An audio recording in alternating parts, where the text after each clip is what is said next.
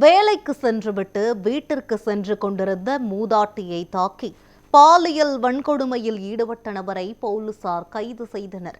தஞ்சாவூர் மாவட்டம் பாபநாசம் தாலுகா உள்ளிக்கடை கிருஷ்ணாபுரம் கிராமத்தை சேர்ந்த வைரக்கண்ணுவின் மனைவி பக்கிரியம்மாள் கணவர் இறந்த நிலையில் தனியாக வசித்து வந்தார்.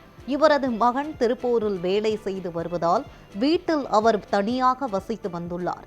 தினமும் ஐயம்பேட்டை பகுதிக்கு நடந்து சென்று கூலி வேலை செய்து திரும்பும் வழக்கமுடைய பக்கிரியம்மாள் வழக்கம் போல் குறுக்கணை உள்ளிக்கடை சாலையில் நடந்து சென்ற போது குடி போதையில் வந்த அதே பகுதியை சேர்ந்த மும்மூர்த்தி என்பவர் அவரை தாக்கி பாலியல் வன்கொடுமை செய்ததாக கூறப்படுகிறது.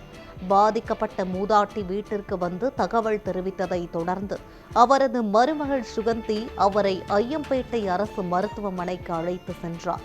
இதுகுறித்து ஐயம்பேட்டை போலீசார் வழக்கு பதிவு செய்து விசாரணை நடத்தி குற்றத்தில் ஈடுபட்ட மும்மூர்த்தியை கைது செய்து தஞ்சாவூர் மகிழா நீதிமன்றத்தில் ஆஜர்படுத்தினர்.